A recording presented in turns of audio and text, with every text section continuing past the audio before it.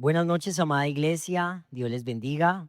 Estamos una vez más aquí reunidos a través de este espacio para responder a una de las preguntas que nos hicieron y que es una pregunta muy interesante. Alguien nos preguntó en estos días si como cristianos debemos escuchar solo música cristiana o si podemos escuchar otro tipo de música o todo tipo de música.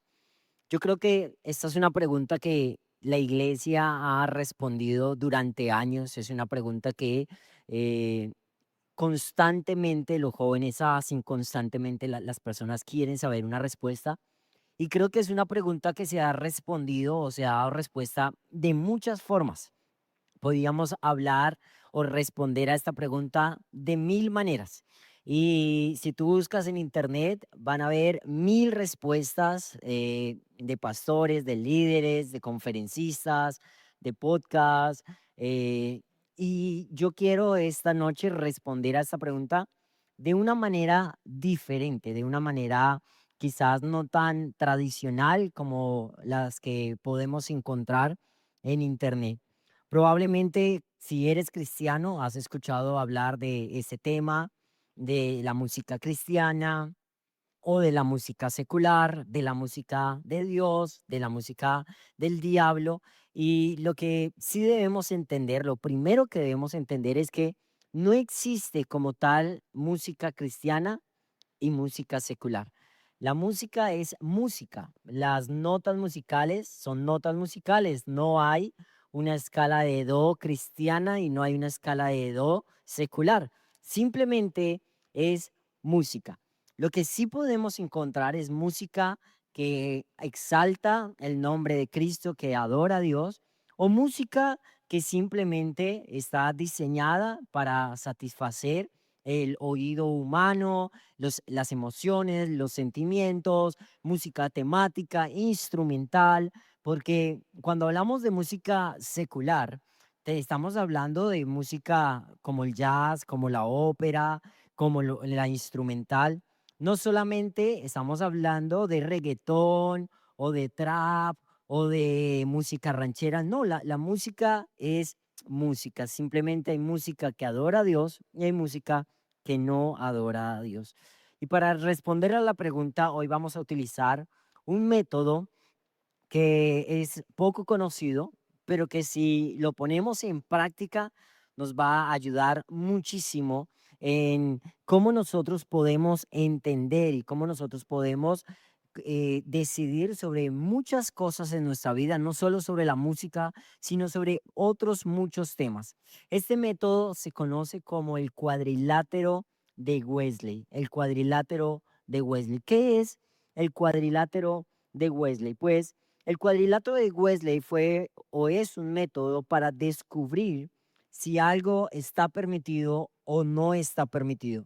Hay muchos temas donde la Biblia guarda silencio, donde no hay una respuesta explícita y donde podemos caer en la tentación de utilizar textos bíblicos para argumentar o para contraargumentar, pero podemos quizás sacarlos de contexto. Y cuando hay un tema del que la Biblia no tiene claridad o no está explícitamente una respuesta, hay un método llamado el cuadrilátero de Wesley y está basado en cuatro pilares o cuatro filtros para poder, valga la redundancia, filtrar la cuestión, la pregunta y así poder determinar si lo puedo o no lo puedo hacer. Temas como el baile, como los tatuajes, como la música y muchos otros temas más donde la Biblia no es explícita y guarda silencio, este método nos va a ayudar a encontrar una respuesta. Se llama el cuadrilátero porque está basado en cuatro filtros, en cuatro pilares, y de Wesley porque fue diseñado y fue planteado por Juan Wesley. ¿Cuáles son estos cuatro filtros? ¿Cuáles son estos cuatro pilares? El primero es la Biblia, el segundo es la tradición de la iglesia. El tercero es la razón Y el último filtro es la experiencia personal. Así que es importante cuando aplicamos el cuadrilátero de Wesley entender que se debe hacer en este orden. ¿Por qué? Porque la Biblia es nuestra máxima fuente de autoridad, es lo más importante. Y si el fundamento bíblico declara una respuesta explícita, ya no necesitamos ni la tradición, ni la razón, ni la experiencia, porque ya hay una orden, ya hay un mandato explícito en la palabra.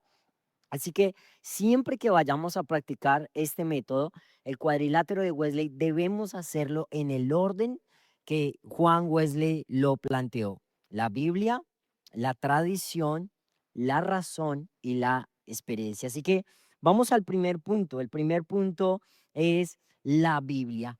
Como les decía, la Biblia es nuestra norma principal, es nuestro manual de vida, de fe, es nuestra máxima fuente de autoridad. Lo que sí es cierto es que bíblicamente no encontramos una respuesta tajante frente a este tema, pero sí encontramos principios que nos pueden ayudar a tener claridad. Pablo, el apóstol Pablo, en unas de sus cartas expresó lo siguiente: y todo lo que hacéis, todo lo que hagáis, sea de palabra o de hecho, hacedlo todo en el nombre del Señor Jesús. Aunque no hay un mensaje explícito sobre música cristiana o secular, sí el apóstol nos dice como un principio de vida que todo lo que hagamos, y cuando la Biblia dice todo es todo, que todo lo que hagamos, sea de palabra o de hecho, de práctica, todo debe hacerse para el Señor. Todo debe hacerse como si fuera para el Señor o para el Señor. Y este principio nos va a ayudar a filtrar si aquella música que estamos escuchando es algo que nos bendice o es algo que podemos hacer para el Señor o en el Señor. De pronto hay mucha música que no va a bendecir, a exaltar, a glorificar, pero no va a ir en contra. Y allí es donde tenemos que tener este filtro, porque cuando dice hagamos todo para el Señor o como si fuera para el Señor, no necesariamente las canciones tienen que hablar de Dios, no necesariamente tienen que tener un mensaje evangélico, no necesariamente tienen que ser canciones cristianas, como las llamamos, pero sí es importante que por lo menos no vayan en contravía a nuestra fe, que no vayan en contravía a los principios, a los mandatos, al carácter de Cristo, a el reino. Es importante que si no habla de Dios, si de pronto es una música emocional, es para mí, de mi gusto, de mi placer, es importante filtrarla, por lo menos que no atente contra la palabra de Dios, que no atente contra los principios del reino y que no atente contra la identidad de hijos y el carácter de Cristo en nosotros. Así que cuando vemos este filtro, no necesariamente necesitamos escuchar música que sea categorizado como cristiana. No es una norma. Lo que sí necesitamos entender es que la música que escuchamos sea de música de iglesia, o sea música de adoración, o sea música como llamamos del mundo o secular, sea simplemente música que no atente contra la verdad de la palabra y lo que Él ha hecho y ha declarado de nosotros. El apóstol también decía en otra de sus cartas que debemos enfocar nuestra mente en todo lo puro, todo lo amable, todo lo justo, todo lo de buen nombre. Dice, en esto pensad. Nosotros sabemos que hay mucha música hermosa, música de folclore, música contemporánea, baladas, jazz, country. Hay música muy hermosa, pero también hay música que distorsiona nuestra mente, que distorsiona nuestros pensamientos, que juega con nuestras emociones. Y el apóstol da un principio, dice, centren su atención, centren su mirada en lo justo, en lo bueno, en lo honorable, en lo de buen nombre. Dice, en esto pensar, en esto centrar su atención. Así que es un filtro que nos va a ayudar para determinar qué música puedo escuchar y qué música no puedo escuchar. El siguiente filtro dentro del cuadrilátero de Wesley es el filtro de la tradición. Es el filtro de la tradición.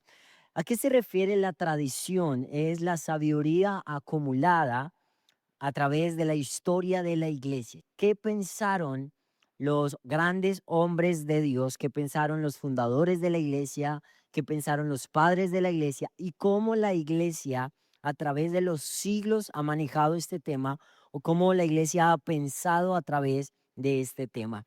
La tradición nos dice que la música para la iglesia siempre fue considerada un medio de arte. De hecho, hay una historia que encontré sobre Juan Wesley, que estamos hablando de él. En 1758, Juan Wesley asistió a un teatro secular, a un teatro del mundo, y fue a escuchar una obra o un oratorio de Handel. Era música secular, música del mundo como llamamos erradamente. Y la historia cuenta que Wesley quedó tan maravillado por lo que vio que de hecho pensaba que la excelencia de la interpretación que había escuchado debía llevarse a la iglesia. Y también animaba a la iglesia a que la reacción que tuvo la música en las personas, la atención que la gente prestó al escuchar esta obra de arte, Juan Wesley decía que eso debía llevarse a la iglesia, que la gente debía tener la excelencia musical del mundo en la iglesia y que debía haber la atención de las personas como escuchaban esas obras también al escuchar la palabra. Juan Wesley quedó tan impresionado por una obra secular en un teatro secular y quería llevar eso a la iglesia. No llevar el mundo a la iglesia, no, pero sí entender la música como una forma de arte. De hecho, históricamente eso ha sido la música, ha sido arte, ha sido excelencia en los dones que Dios ha dado para crear arte, arte de todo tipo, ¿verdad?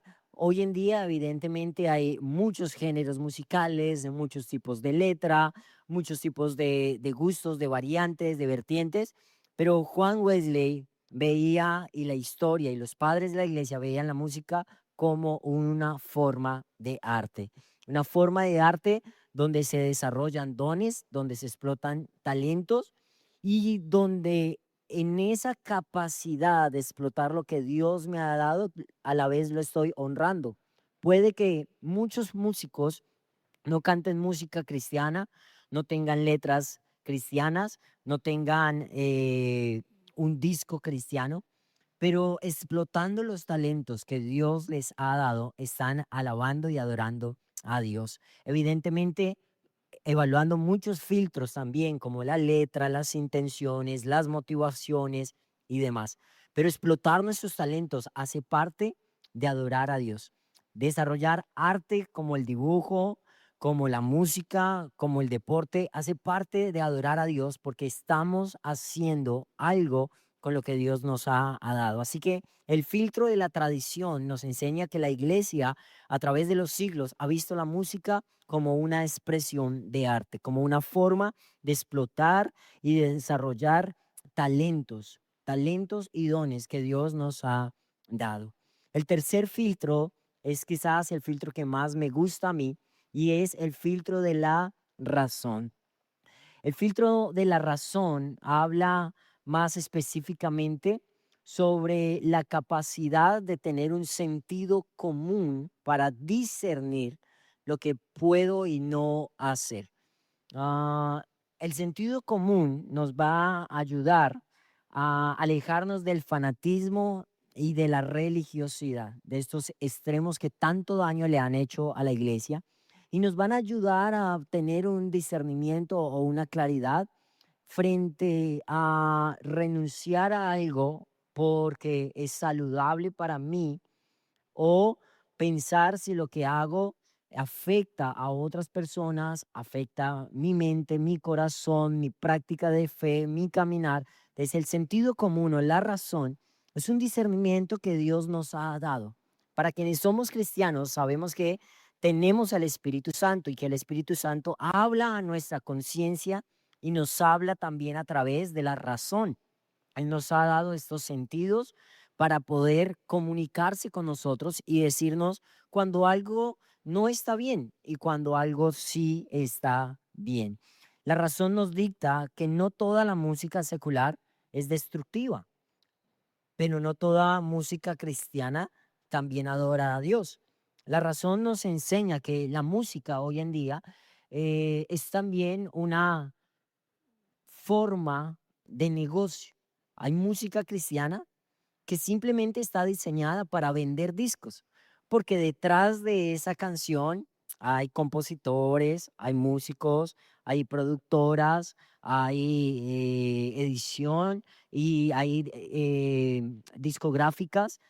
Simplemente es un negocio. No toda la música cristiana adora a Dios y no toda la música secular es mala.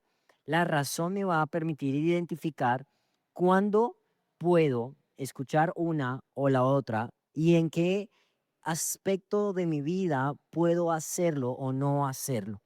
La razón nos ayuda a identificar cuando hay degradación humana, cuando hay algo que es violento, lascivo, destructivo, cuando hay algo que simplemente promueve un vicio, un pecado. La razón, el sentido común y el espíritu hablando a nuestra conciencia nos va a decir, esto no le agrada a Dios. Y este filtro es fundamental. La palabra nos va a decir piensen en todo lo bueno, todo lo justo, todo lo honorable, hagan todo para el Señor, ¿verdad? La tradición nos va a decir, la música es una forma de arte de explotar dones y de explotar talentos, pero la razón nos va a ayudar a unir tanto la Biblia con el arte para poder tener un sentido común y un discernimiento espiritual para decir, esta canción no, esta canción sí.